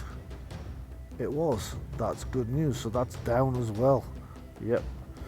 So he shot that one down. That goes... crashing to the ground. Put an X through it. Our other slow movers, I think, are he's going to pull back. 1, 2, 3, 4. So Altran's kind of repositioning. Kanji, I don't think, has a line of sight. to any of the surviving enemy. No, it will go straight through that wall. So he's going to have to move as well. Let me just think, where's he going to go? 1, 2, 3, 4. Or he could go there and down 1, 4. It's dangerous, he might get caught. But he's going to give it a try because he wants to shoot one of these things. So D6, 3 or better to hit. 2, he's missed it. Well, he has been doing very well. But now he's just tiring, or maybe just the fog, but he just didn't get that clear hit. So that's that combat round ended. 1, 2, 3, 4. So that's combat round 6 we've arrived on. And we roll again for initiative. So we need 1s and 2s. Oh, I only rolled once. I should have rolled 3 times, so I need to roll another twice. Okay, so I got a 2. I'm going to assign that to Kanji because his agility is 2, which would mean if I assign the 2 to him, it's equal to or under his agility, so he still gets to go first. So he's going to be our first actor, and then the enemy, and then our slow actor. So he is going to select a target. 6.5 meters, 6.1 meters. He's going to shoot the closest, I think is the thing. So 3 or better to hit. 3, that's a hit. 6 to kill it outright. Anything else causes a wound, and that's a 1. So it's just a wound on this one. Now then, is that wounded already? It is. So he must have wounded it earlier. Well, Balthazar have wounded it earlier, and he's just taken it down. So we really could just leave the field at this point. There's only 2 of the dead left, but we're getting cocky because we're cats and we do that sort of thing. That's him done.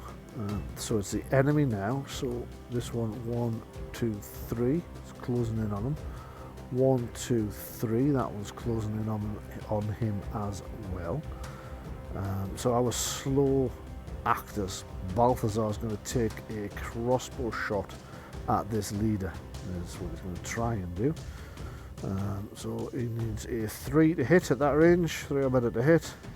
1, and he's just run out of ammunition. He's gone. He's looked for ammunition in his quiver, and that's it. He's got none left. He's shot all of his bolts. He's going to have to deal with this the old-fashioned way. He's going to have to smash the damn thing's head in with his axe. I keep saying Balthazar. I still mean Leonidas, of course. Balthazar's down. So Leonidas can instead, since he can't shoot, I don't know if he actually gets to change his action though. I would need to check that. So I'm just going to have him hold position, just to be on the fair side. I'm going to have this guy who's also out of ammunition. 1, 2, 3, 4. Take shoulder to shoulder with Balthazar, so that if anything comes for either of them, they each get +1 on the dice. And that's the end of that round. So Kanji's marker comes off now. I really, really need him not to get caught. So I need a 2 or a 3. Sorry, a 2 or a 1 here. So please, please, please, please, please. 2 1s, brilliant. So I'm going to give one of them to Kanji. Because he needs to get the smeg out of there. And I think I'll give the other one to Leonidas. Leonidas is better in a hand-to-hand fight. Although these things are tough, they're really, really hard to bring down. But Leonidas does have the bastard sword, which gives him +1 to overcome toughness. So I'll think about whether he's going to go into hand-to-hand once Kanji has attempted to shoot this leader here.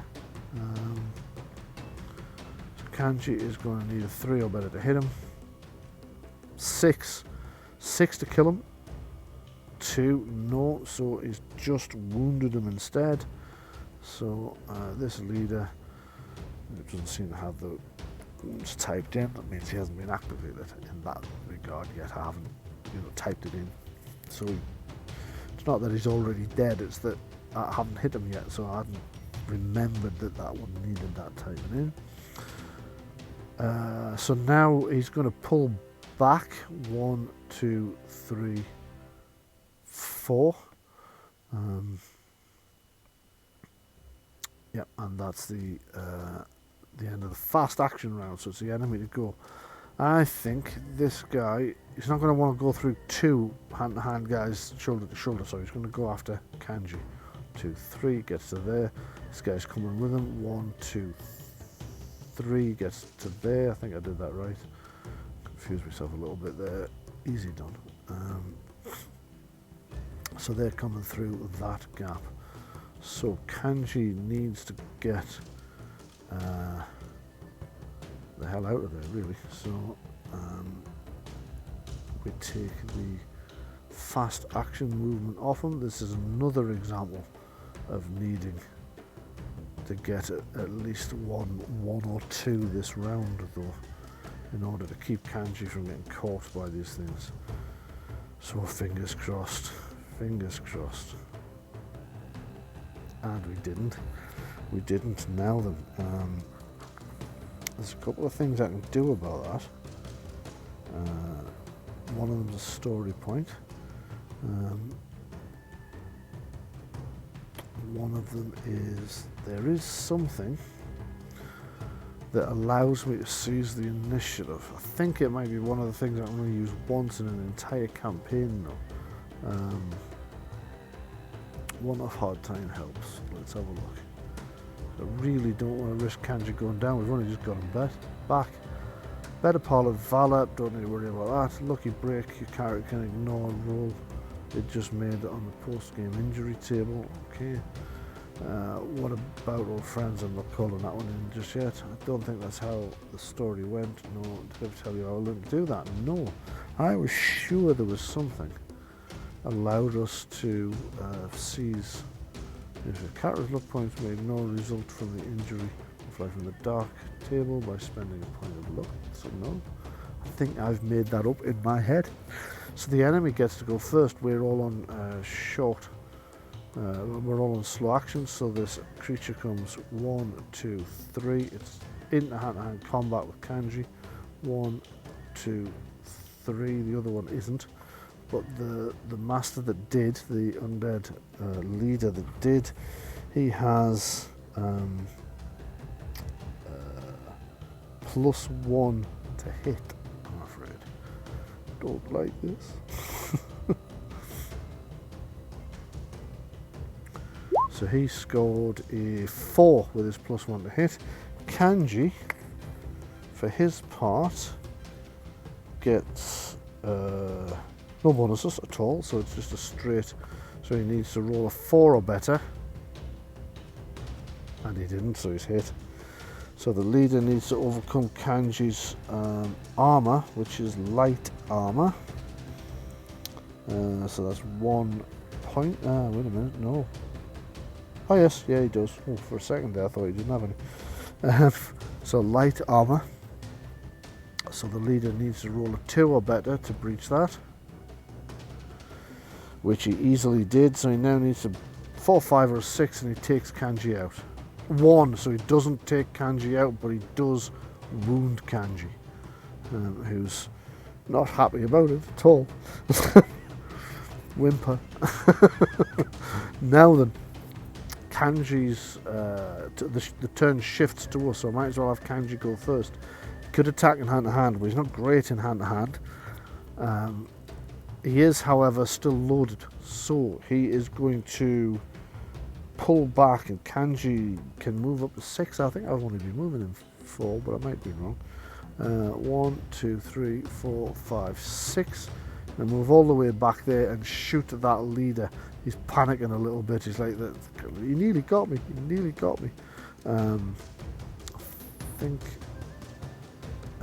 should have had a wound, shouldn't he? Yeah, there we go. So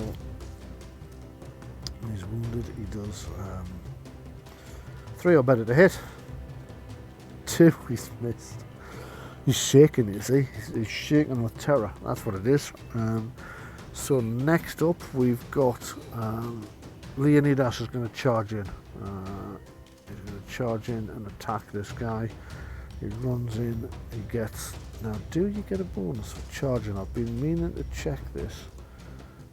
Every game we've played, I think, there's a point come up where I've meant to check this and haven't done.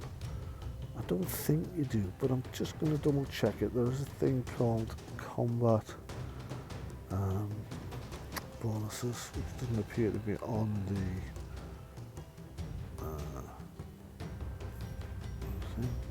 range attacks, melee combat, weapons, select tactic. Oh god, I keep forgetting about tactics. Of course, I keep forgetting about tactics. So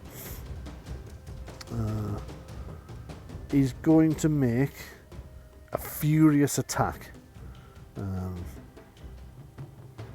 So the character rolls normally. If they win, they may add +1 to either the overcome toughness or overcome armor rolls. This is a player's choice. Right. If they lose, they still take a hit. Oh, if they lose, they automatically take a hit, rather than. Oh no, it's a hit, not a wound. That's fine. Yeah. Why would you do that? No. So normally it would just switch the. See. So it essentially it gives the enemy a counter attack. Do you know what? I don't care. Furious attack it is. So he comes rushing in, and he will swing D6 +2. Oh dear, he only got 4. The enemy only got 3 though, so I have hit, and I get +1 to overcome his toughness, which means I already get +1, so I would normally need a 6. Now I get a 5 or a 6 because of the furious attack, or 4, 5 or a 6 because I'm also using a broadsword. So it's a 4, 5 or a 6 just to take him out, although actually it really doesn't matter. He's down anyway because he's wounded, but I really want to know if I can do this. 5, yeah, so he comes rushing in with this bastard sword and just cleaves down through this undead leader's skull, sending it back to whichever hell it scrambled out of, and it's down. It is a goner. Altran now to go. There's one of these creatures left. He's gonna have to try and take it. So 1, 2, 3, and 4. He's going to come up there, so he was within 1 inch of Leonidas, which gives him a +1 to his attack. So Altran is on the attack, gets a D6 +1. He's got 5. The undead scores 3. He's hit it. Let's see if he can get past its armor, though. He needs a 6 to take it out. No, he didn't take it out, but he did inflict a wound. So that's 1 wound down. So this last undead, they don't need morale tests because they're undead, they just don't take them at all. This last undead is still in the fight. We are rolling for initiative for round 7. We need 3 dice, and I could really do with at least one of us going first.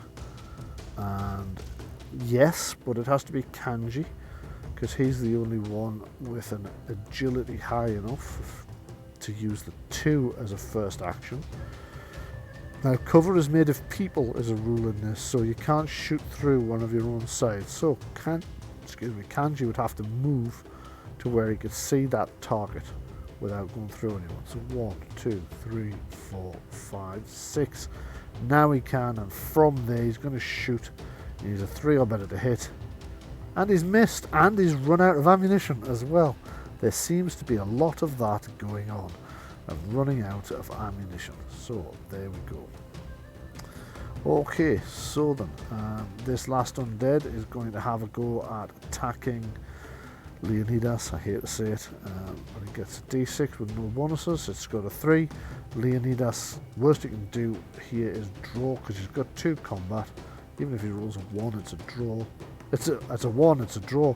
That causes him to push the enemy back 1, and the combat ends there.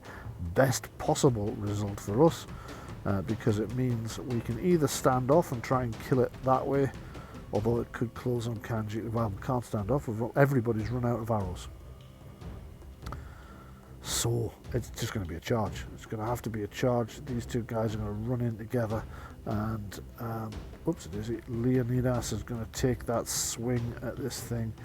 He gets plus 2 for his combat, plus 1 because he's shoulder to shoulder with an ally. So that's 6, that's 7. The thing cannot fend him off.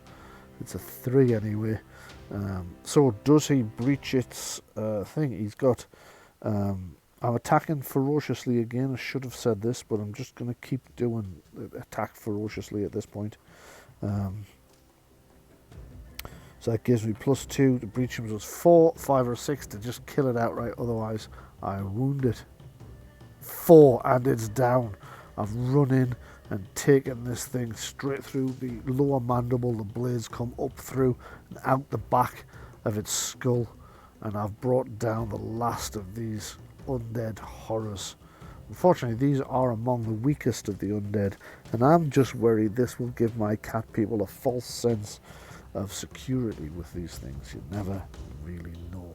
But anyway, that's the end of the combat, and we move from the combat section into the aftermath of combat, which is resolution.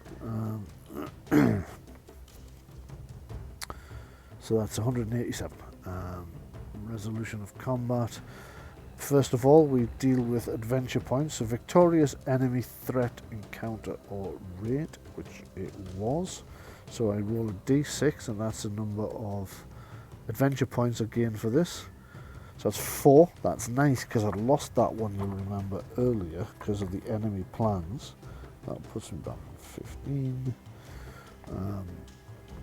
Victorious ride patrol, no. Defeat an aberration, no. Defeat no. Defeat a lieutenant or captain, which we did, so we gain another one. So that's 16 adventure points that we're on. Then we move to check for injuries or flight from the dark world. Well, Balthazar went down, so we need to know what happens to poor Balthazar. Let me just have a look. Find his card. Balthazar, there we go. He has a luck point and he has some silver leaf. So I might need that. We'll just see what happens. This is page 190, so I'm going to come back to that after I've double checked what silver leaf does, because it's another one of these things that just doesn't seem to stay in my head. I'm just checking to see whether I've already cut it in there. No, right, okay. So silver leaf, I just type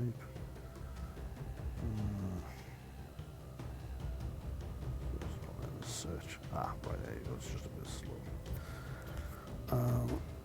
For four leaf, silver leaf. Nothing's come up. I think that's because I've put a gap in, and I think it's all one word. If I sound a bit odd, just because I've got my pencil in my mouth. Silver leaf? No? Okay, that is really weird, because it's claiming that none of those neither silver leaf as one word or as two exists, which is weird. So let me just find it. It'll be under herbs, I think. Solution appendices. Let's go to the appendices index 222. Look it up. Silver leaf.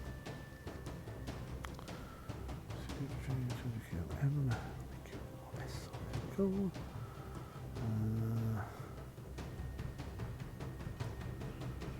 Silver tree leaf, that's why. Silver tree leaf. 188.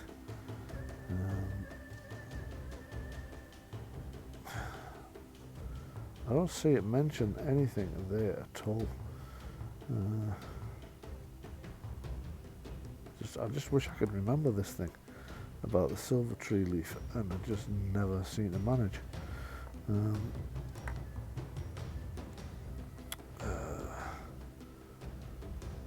No, I tell you what. Let's get on and worry about the wound first. Then I can retcon it if I absolutely have to with a silver leaf when I find it. So, injury tables. Injury tables for heroes. D100 on the injury table below. There are different tables for heroes and followers. Retreating from battle may force a certain... No, I don't need to worry about that. Injury types detailed on the following page. Recovery times the number of campaign turns a character must miss. Injury table D100. Right you are. It's tense, isn't it? Tense. It's tense. 59. This one seems to be the reverse. It's kind of the higher the better.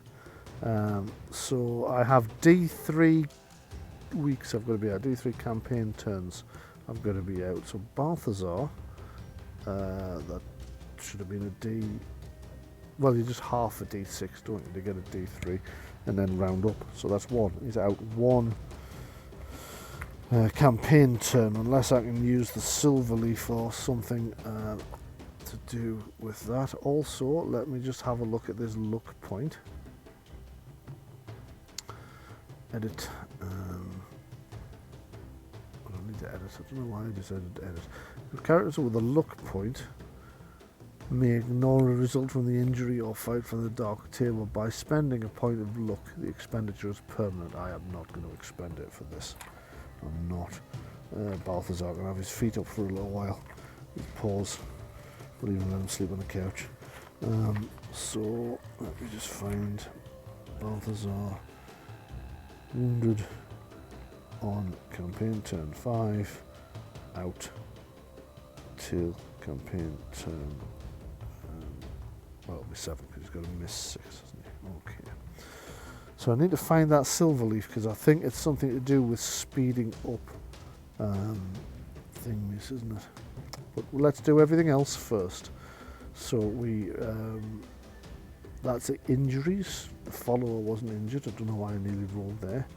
So roll for loot. If you achieved your objective in a battle, which we did, you may roll once on the loot table on page 196 to obtain loot. Some events may grant you additional rolls, particularly during a delve. So it's 1, 9, 6, 194, 195, 196. There we go. So loot table. I roll 1d100, which tells me which loot table to roll on. So let's just go back so we can see the dice roll straight away. 1d100 and height. Got some quite nice stuff, has to be said.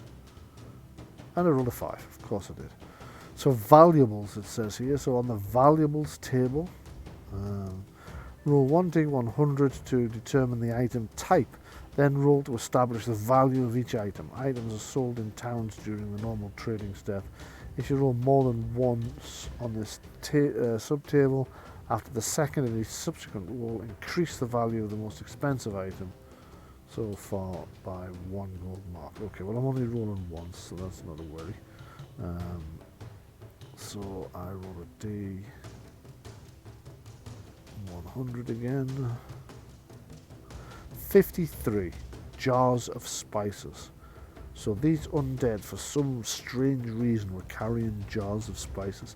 I suspect it's because one of them had some in a backpack or something like that. He was a merchant that was killed and summoned back from the dead.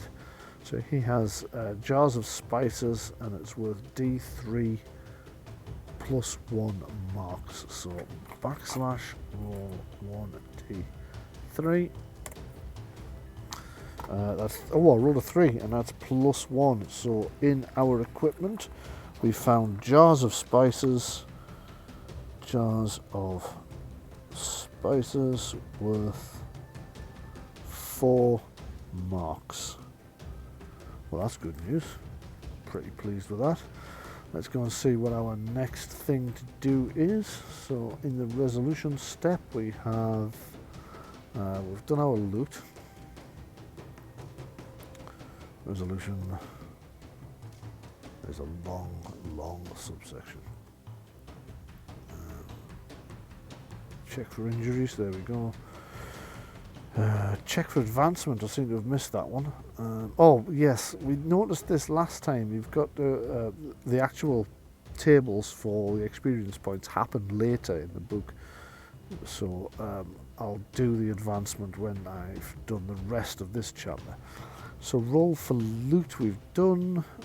Roll for unusual finds. If you held the field in the scenario, which we did, roll D100 on the unusual finds table.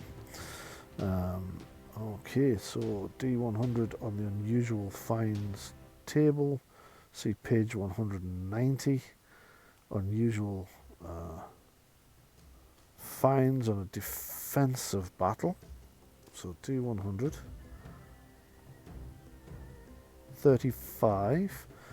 We cross-reference that result with a defensive battle, and we found it would seem nothing at all was found. Oh no, wait a minute, I'm not in the wrong column there.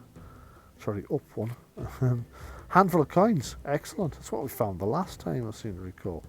I also seem to recall I couldn't find how many handful of coins I found, so let me just scroll down. I did in the end. I did find it in the end, but this is going to come as no surprise when I say I can't remember.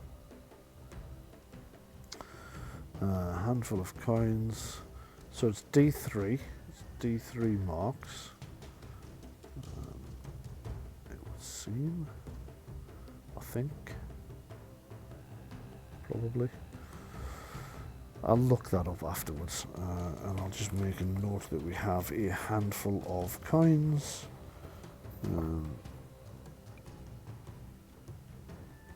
Handful of coins. Okay, so what happens next? We've done our special loot, what do you call it for now? Unusual finds.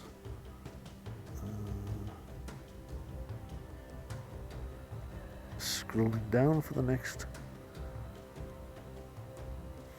resolution.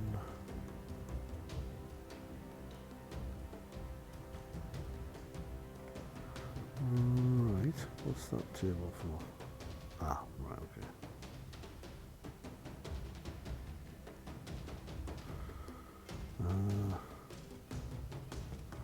Okay, settle in. If you're in the same map area as a settlement, well, that's certainly where we're heading. So you can begin the next campaign, turn in a town or in camp as you prefer. If you're anywhere else, you begin in camp. So I'm going to be in town. News travels. Roll D100 on the news travels table below to see what news reaches you from other lands. I think I might have missed this one the last time, but it doesn't matter. Just assume we weren't listening. Cats are very good at not listening. 56. So the news that has reached us. A letter needs delivering. Roll randomly to determine what settlement it is in, and a second settlement it needs delivering to. This is obviously must be a different settlement. You can pick the letter up at any time you visit that town. Once you deliver it, gain 1 gold mark and 1 adventure point. Okay, so we need to go back to our larger map. There are 3 towns. There's the one I'm standing in, which we'll say is 1 or 2. There's Shambhala Market, which will be 3 or 4, and there's the other nomad camp to the south, which will be 5 or more, so 5 or 6. 3. So letter in Shambhala Market. We have a letter to deliver, collect from Shambhala Market and deliver to. Okay, so it can't be Shambhala Market, so 1 to 3, and it's the town I'm standing in. Anything 4 or better, and it's the other camp on the other nomad camp on the map.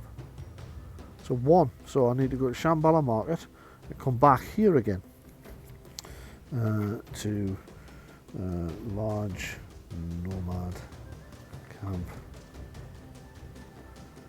for 1 gold mark and 1 adventure point. Now it doesn't say anything about doing that next round, so it looks like we do that this round. I'll let in the, oh no it doesn't, it's just this job has no time limit. Right, okay, so we can do that when we want. Okay, so that was step 7, news travels. So now we found the section on hero advancement experience points. I know it told us to do that several steps ago, but how you do it is in an entirely different chapter, which is why I left it to the end instead of jumping around in a book, which I hate having to do if I can avoid it. So hero advancement, after each encounter, each hero earns experience points as follows.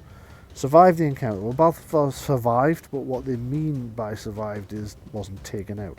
So Balthazar doesn't get any experience points. Ekanath wasn't there, so he doesn't. So Kanji gets an experience point, that takes him up 6. Leonidas goes up to 10, which might be his next point. Altran has to roll separately because it works differently for them. So I'm just going to check my master files here and make sure that they all square up. So Leonidas is now on 10. Kanji is now on 6. Yeah, okay. So neither of them therefore have reached the next advancement rule. However, we haven't finished. Enemy leader slain, +1 experience points awarded to the hero who delivered the killing blow, which as I recall was Kanji who shot him to death. Or was it? Was it Kanji actually, or was it Leonidas who brought him down in hand-to-hand combat? I can't believe well remember now. Let me just pop over here.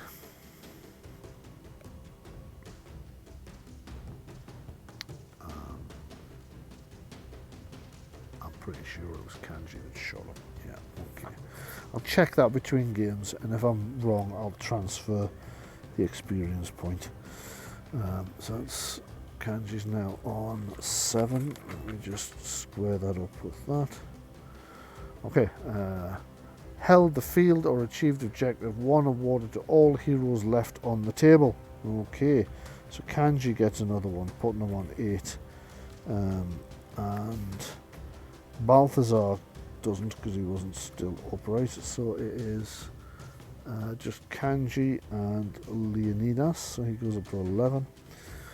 Because Altran is a follower and it works differently for followers. Distribute XP equal to the reward rating of an aberration slain. We didn't slay an aberration, so we don't need to worry about that. So nobody has gained enough to level. However, we do have to roll on the Flash of Inspiration table. Now the Flash of Inspiration table is for followers. If they roll between 1 and 55, nothing happens. If they get higher than that, they had a Flash of Inspiration relating to the thoughts they had about that battle, and they improve in some way. So let's just see if I can roll a 56 or better for Altran. No, I can't. So Altran didn't learn anything from that one. After making your Flash of Insight rolls, you may attempt to promote a single follower through an adventure milestone roll. See page 74. If it succeeds, they become a hero.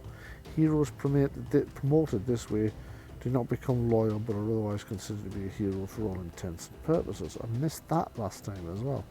So I've got, you know, I said I didn't like scrolling backwards and forwards. I'm on page 197 at the moment. I'm going to scroll all the way back to 74 to check that. So I'm just going to make sure that we are actually done. Yes, we are. So we check for adventure milestones on page 74. So I should probably have done this 3 times earlier, you know, well, 3 times with the various fights, you know. But never mind, we're learning as we go. A lot to remember. Adventure milestones. There are several opportunities during a campaign to spend adventure points in an attempt to achieve an adventure milestone. These milestones are detailed where the opportunity arises, but include locating a hidden location, gaining additional money, upgrading a local settlement, reducing the threat level, promoting a follower to become a hero, which is what we're going to try and do. You can attempt multiple milestones. To attempt an adventure milestone, spend 1 to 6 adventure points from your pool. Roll d6. If the roll is equal to or below the adventure points spent, the milestone is achieved, otherwise it fails. Regardless of the outcome, the points are lost. Okay, so I could upgrade Altran to a hero here by spending adventure points. Let me just decide if I'm going to do that. How many have I got? I've got 16. I think it's worth it. I think Altran's going to become a hero. So I'm not going to waste 5 points. I'm going to just spend 6 so I can't possibly fail. And by spending 6, I've upgraded Altran to a hero. Upgraded to hero. Excellent. Which means in future he'll roll on the hero tables instead of the follower table in order to improve. So there we go. I think that's everything. I'm just going to check that page 194 to see if there's anything else that happens now that he's successfully become a hero.